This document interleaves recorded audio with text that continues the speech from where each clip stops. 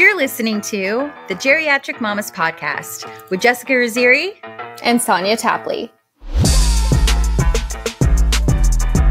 Hey mamas, welcome back to another episode of Geriatric Mamas. Thank you so much for listening. Today we're going to share an aspiring HOPEisode written by Nikki Battiste, who's a CBS News National Correspondent and a mama who, after having her first child, endured fertility issues, disappointment, and devastating loss before finally being blessed with her second miracle baby.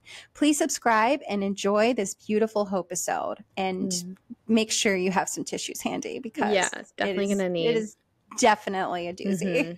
Yeah, if you're listening to this podcast in the car, you might want to just keep like a stack of tissues in there just for this.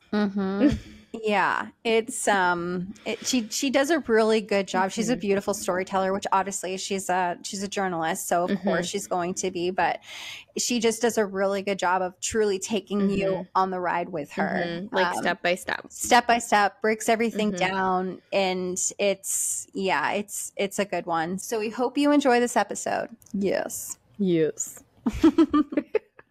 Hey mamas, are you someone who's 35 plus and struggled with fertility, endured a miscarriage, experienced heartbreaking fostering or adoption challenges, or were perhaps flat out told by a doctor that you will never conceive naturally, and despite the odds, eventually found your happy ending by becoming a mama? Send us your story at geriatricmamas.com. We would love to feature your journey to motherhood on a future Geriatric Mamas episode. I don't know the anniversary song. Is there an anniversary song?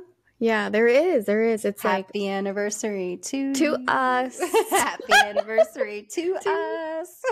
I don't think that's it. No, I don't think so. I don't think pretty so terrible. Either. Yeah. Happy anniversary, Geriatric Mamas. Yes. If you're still listening after a year, holy shit. Thank you so much for your support. You're keeping this podcast going. If you're still on your journey to becoming a mama, hopefully listening to this podcast is providing you with a little bit of maybe some fertility information to learn as much as you can about your cycles and your body's individual needs, to advocate for yourself on your journey to becoming a mama, and also when you become a mama, and also to keep trying for your miracle baby through all the odds being thrown your way, if that's what your heart is telling you to do. Yes, we're cheering you on and sending you all the miracle baby dust. And for the women listening who already have their miracle babies, we hope you're at least getting a laugh or something useful from sticking around through our shenanigans. We love you and thank you again for your support. Now that Geriatric Mamas has been live for over a year, there are probably some updates that you should know about. First of all, over a year. What the actual apps? Today is the actual day, right? Yes. Today. Oh my gosh. Today is the 11th. Today is the 11th. Today is the day that suddenly we're like, oh shit, we're live. We're live. Holy shit, we're live. Yeah. You heard that story on, God, I don't know. I think it was episode 10 or 11 when you heard our panic when we first went live or something. Yeah. But anyways, you've been listening for exactly a year as we're recording this. So congratulations, I guess, or just thank you really for your support. We really appreciate it. Yeah. And if you're just tuning in and you haven't actually been listening for a year, that's fine. No need to go back and re-listen. No need to go back and listen. Yeah. We'll just start here and we'll just continue our journey from this point forward. Yeah. I mean, unless there's a topic you need to know about, like there are some topics in there that are like you generally need to know about, but there are some where it's just like for the laughs, Yeah. You can just skip through all our banter. Yeah. We will not be offended. Right. So to start, the latest episodes are live on YouTube in the full episode version. Yes, no more YouTube teasers, 15-minute clips. It's full actual episodes. Yes. Turns out it was user error on my part. Figured it out. They're all there. We're great. So if you prefer the video version as opposed to just audio, you can find us over there on YouTube at Geriatric Mamas. Yes. And if you've been dying, like just dying to wear a shirt that says Geriatric Mamas all over it, front and back, You'll notice it's on both front and back of the shirt on the website. You can now find original podcast merch on geriatricmamas.com/shop. Purchasing these beautiful works of art, if I do say so myself, directly supports the production of the podcast and gets the word out about the show. If you use TikTok, did you hear that, Sonia? I heard that. You say it way better than I do. More than Facebook, Instagram, and LinkedIn, you can now find us there. Gotta love that TikTok. So in 2 weeks, we'll be sharing your top favorite moments from the 57 episodes of the first year. So we can go in and literally see what episodes and what parts of the episodes you like the best, which is absolutely amazing. And of course, there will be some commentary on these special moments. You never know. It's pretty eye-opening too, because like the episodes that are my favorite, they're like, God just did not do that well. And I'm just like, really? Huh? Didn't see that coming. But it's really cool though that you have that information. So knowledge is power, and we're here to please. You never know, but now we do. Knowledge is power. Yes. Onwards and upwards, geriatrics. Geriatric mamas unite. Wait, where's the Baileys? There it is. Cheers.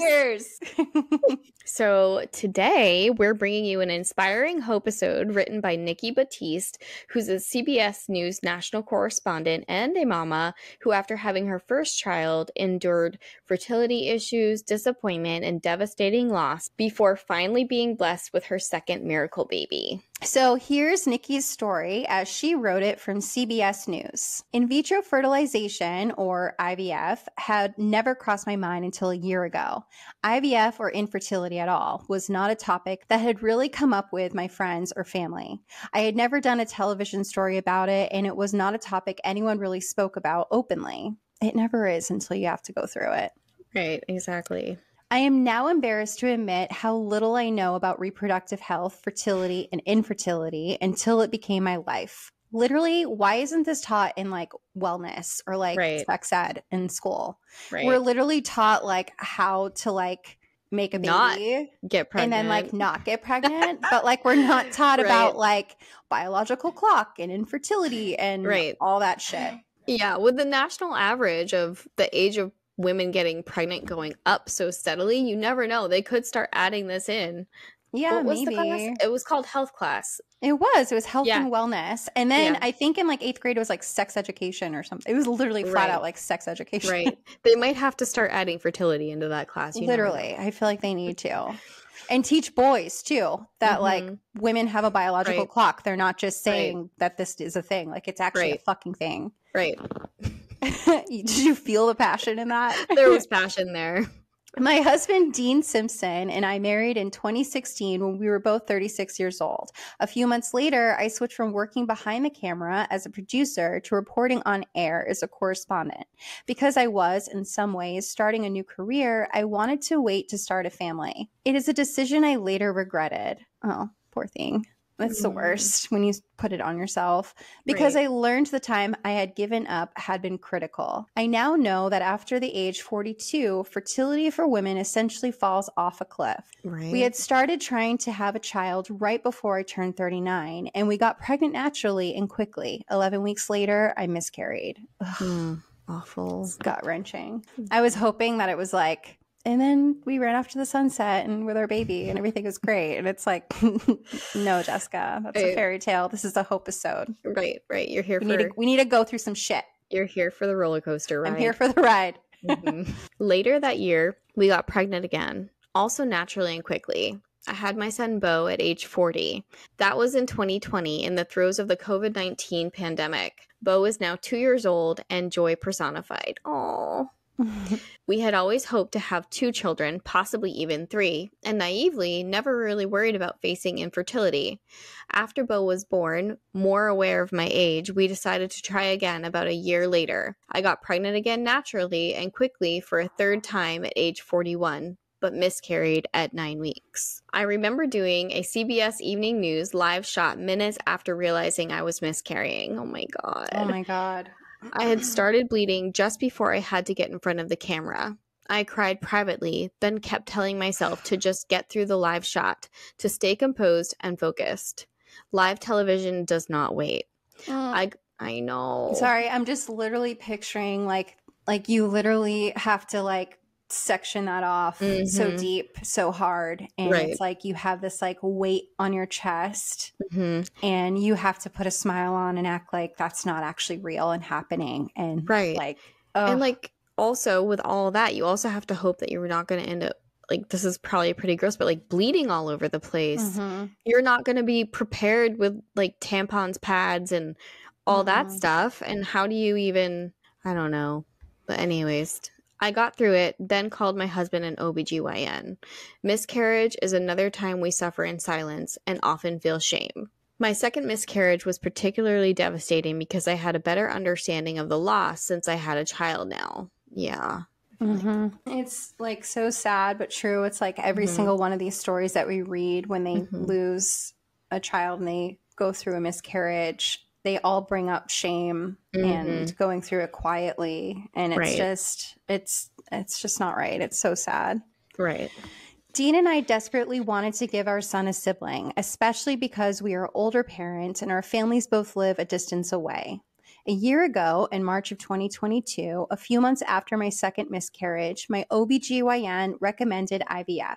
My first reaction was, no problem. We will do a round of IVF and have a baby. And that is how IVF is often advertised. And a few stories I had heard about, it all ended in success. When I dove into research and educated myself, reality began to sink in. My biological clock was ticking, and it was ticking fast. Right. There was also one big consideration. IVF is often very expensive. For some, insurance can help cover the cost. For others, it can cost tens of thousands of dollars. Try 20. Right. Let's double that. Right. I see your 10. Let's throw another 10 on that. Times 5. Yeah. Luckily, I learned I have some fertility insurance through my health benefits at CBS News. Good job, CBS. Little shout out there. Good job. Yes. Right. I found Dr. Eric Foreman at Columbia Fertility Center in New York City and was able to see him last April. The first sobering moment in our IVF journey came during an initial appointment with Dr. Foreman. He had run some tests and told me I had low ovarian reserve, which meant I had a lower than average egg count. So scary. I know. On top of that, I was midway through 42, and Dr. Foreman said statistically only about 20% of the eggs I did have were likely to be viable, meaning they might be chromosomally normal, which would make them more likely to result in a pregnancy. Like many miscarriages, both of mine were due to chromosomal abnormalities, which increase as eggs age. Dr. Foreman said it will be difficult, but there's some hope. It was like someone punched me in the chest. It was not going to be easy. Hope, I thought. In May 2022, I mixed my first IVF shots. That alone was daunting. My husband injected the shots, and that was our routine for about 2 weeks. I needed 3 shots every night in the same 15-minute window, which often meant rushing home from reporting on CBS Evening News. The shots did not bother me much, though, so I was grateful. Let me explain the IVF process. There are roughly 2 weeks of hormone shots, which stimulate the follicles in a woman's ovaries to grow.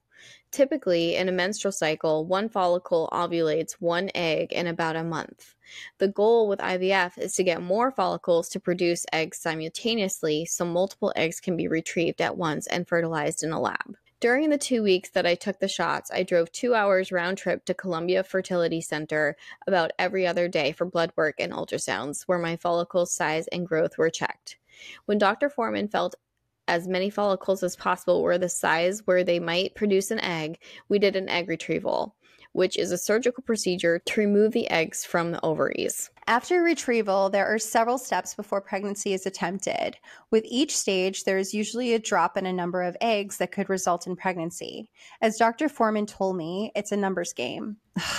Every time someone said that to me, I'm just like, I've been playing so many numbers here. Like, come on, let's go. Right. It's not always true, the most though, but it's just encouraging like, thing to hear. No, it's not. It's true, but it's just like, ugh. Yep. Typically, not all eggs that are retrieved are mature. Those that are can be fertilized in a lab with sperm, but not all of the eggs typically fertilize successfully. For the eggs that do fertilize, there is a waiting period of about a week to see how many grow into blastocyst, which is the very beginning of an embryo. That's the worst. It's so heartbreaking. You find out you have all these eggs, and then it's like, and now you have this, now you have this, now you have none. Right. And then they're gone. And we're at Like, 0. what? Mm-hmm. Oh, great. Love that.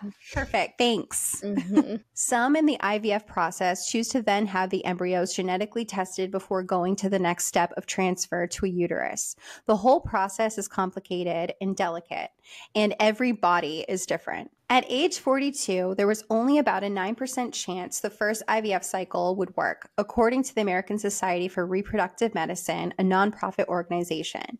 I had my first egg retrieval last May. 5 eggs were retrieved, and all 5 were mature. That meant the clinic would try to fertilize all of them with my husband's sperm. 3 were fertilized during that process. We waited about a week to learn how many grew into blastocysts. It's so nerve-wracking. Mm-hmm. Dr. Foreman called me to tell me none had made it. Oh my God, that's awful. So Dean and I were shocked and devastated, but also ready to dive into another round of IVF right away. Sorry, before you go into that, like just thinking about that for a minute, like especially when it's your first time ever going through IVF and you hear, okay, so 5 eggs were mature. So then you're thinking, okay, that means I have 5 chances for a baby. And like, oh, so now we're going to have 5, we can like do that. We can do like 5 transfers and like maybe we'll transfer 2. And you start thinking, cause you automatically jump ahead and you assume because you hear and that you like, get really comfortable with it. Yeah. And you hear that they matured and like, it's, you know, this is going to be great. And you literally, even though you're told that this doesn't mean anything, you can't help but to like picture it and think of like, oh my goodness, we have 5 opportunities for this to work. This is great. And like, what if all 5 take? Oh my gosh, could you imagine? Maybe we could have twins. And then, oh my gosh, what if we have triplets? Could you imagine? Like you start so doing exciting. all those, you do. And then you're just like, oh, so then like we'll transfer 1 this year and then the next year, like you just, your brain just does it. You can't help it. Right. Exactly. 100%. Round 2 resulted in 4 eggs. 2 made it to embryos. At that point, we opted to do pre-genetic testing because of my age. Dr. Foreman said each embryo had about 20% chance of being viable. Neither one was. Oh my God, I can't even. I felt broken. Now my strength was being tested. Can you imagine going through, you know, all of that? You get to that point. You're already nervous, and then you find out neither one of the embryos was viable. Like, so at that point, I decided to share my story. As difficult as it would be, I knew I had to talk about how IVF often doesn't work. In fact, statistically, it's unsuccessful more often than it is successful, according to Dr. Foreman. I suggested to Shauna Thomas, the executive producer of CBS Mornings, that we do a fertility series discussing family planning, egg freezing, IVF, and menopause. I told her I would share my story regardless of the outcome. She did not hesitate and said, let's do it. It's so important.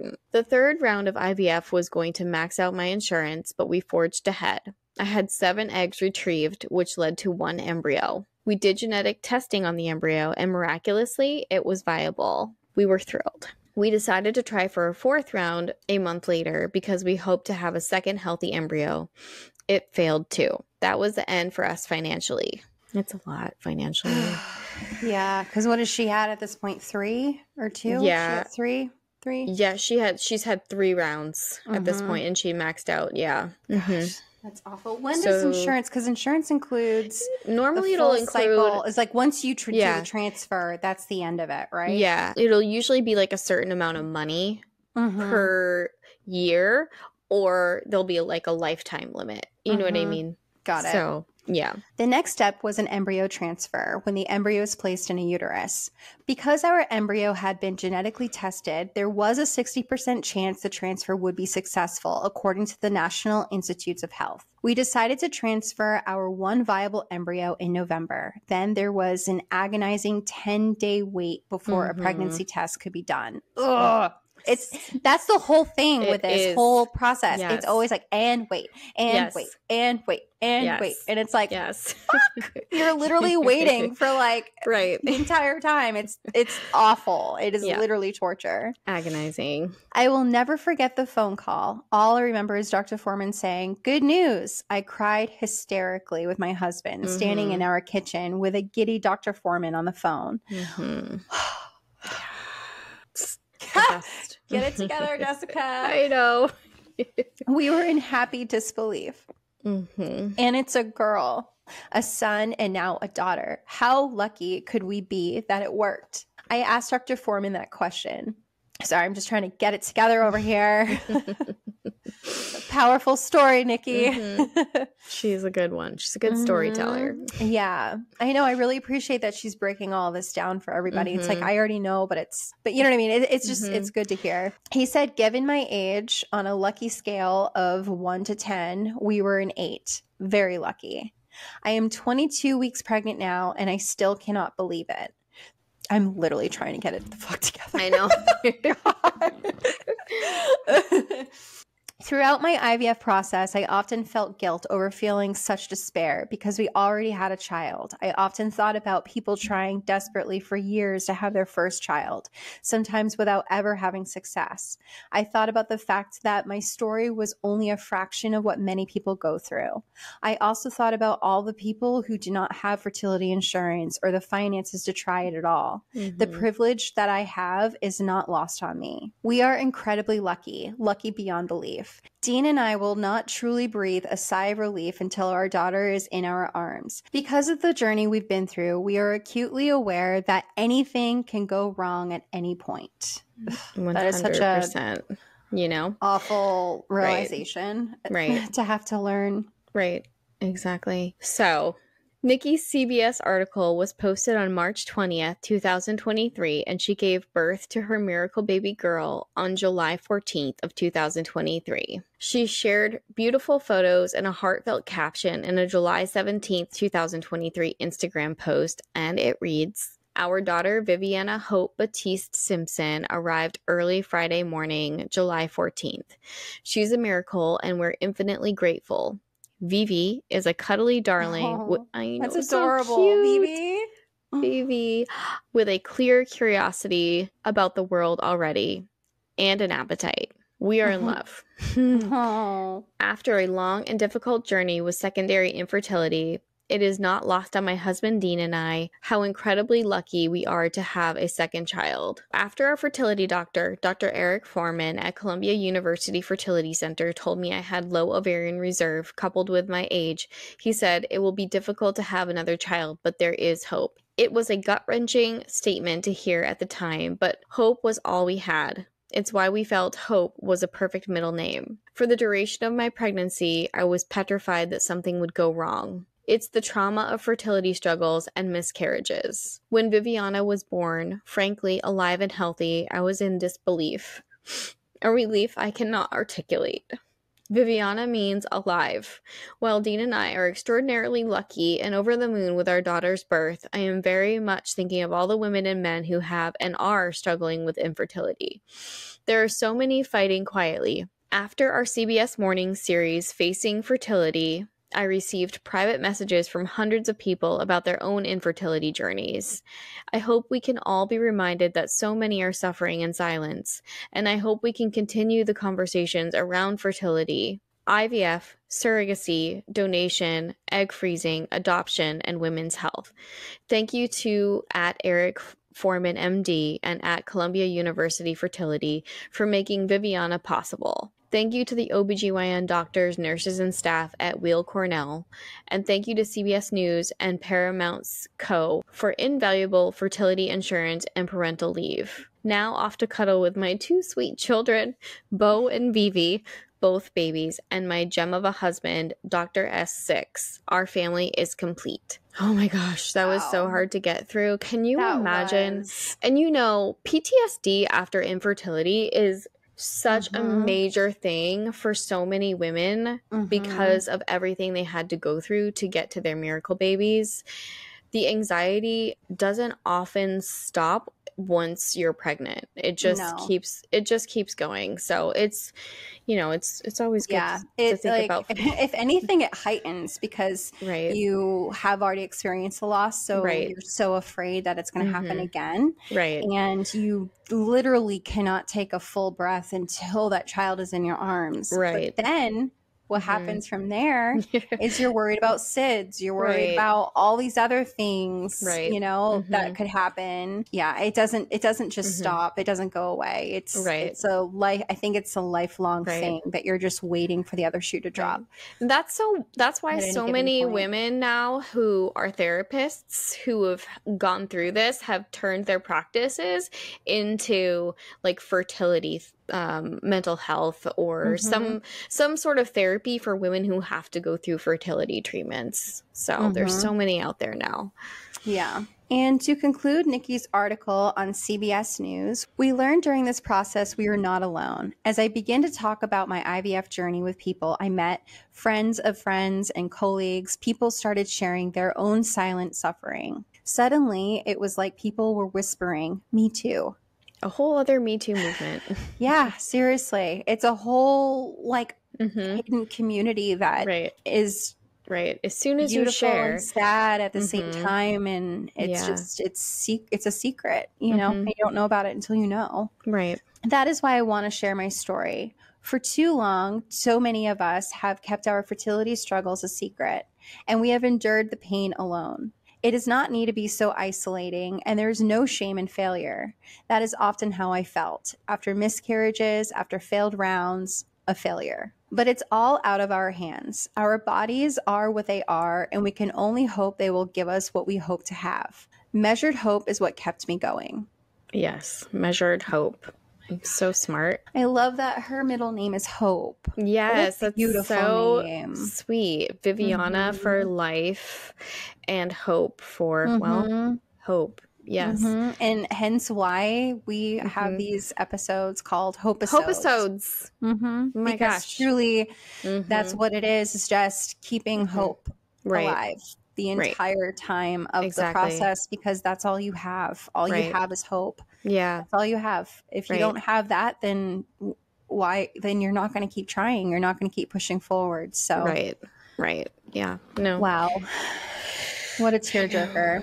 I know. That was such a roller coaster. So many people there are so many people out in the world who aren't currently trying to have children, who don't know exactly how common it is unfortunately, how common it is for women to have miscarriages after miscarriages after miscarriages and failed IVF rounds. Like she said, so many people just think like you go through one round of IVF and you get pregnant, and it's like that immediate thing, and you don't know until you're in it how fragile the whole process is. So, yes, amazing that she finally got her second miracle baby. And congratulations, Nikki. That was just last year. I think this might be one of my favorite HOPEisodes. Me too. Such a beautiful story. All right. So with that, that's all we have for you today. Reminder, you get 20% off services at Ageless Medical Aesthetics in Westbrook, Maine with the code MAMAS2024, and a free first swim class at Goldfish Swim School in Portland, Maine with the same code MAMAS2024. You'll just need to call them to schedule your child's first visit. Receive 15% off orders over $45 when you use your code MAMAS15 on apothecary.com from now until August 23rd, 2024. And that's coming right up. So you need to use it fast because the rosé tinted glasses, you shouldn't sleep on it. It is so good. It's that daytime bliss. I wish they had what you got, because you got that trial pack, right? Yeah, I'll have to put it in the show notes so you guys can see. I'll probably have to get rosé tinted glasses to start, and then hopefully by like the holidays they'll start coming out with some different little options. Trial. Yeah, because I want a set of like little samplers. is what I want. So I can like Yes. try several before I decide which one. But Yes. yes, I'm all about it. Mm-hmm. So thank you for listening. Be sure to tune in next week. Your support is keeping this podcast going. You can help by following, subscribing, rating, reviewing, and especially telling a friend to listen anywhere or watching on YouTube. Yes, watching on YouTube now. So exciting. For more info, you can check out our website at geriatricmamas.com. You can also follow us on Instagram at geriatric_mamas, on YouTube at Geriatric Mamas, on Twitter at Geriatric Mamas, and follow our group page on Facebook, Geriatric Mamas, and TikTok at Geriatric_Mamas. I'm like, wait for it. She can do it. If you have a topic idea you'd like us to discuss, are interested in being a guest, or simply have a funny geriatric story to tell, you can go to geriatricmamas.com and hit be a guest or send us your story. Send them in, folks. Send them in. You could be featured on another episode. You never know. Bye-bye. Bye.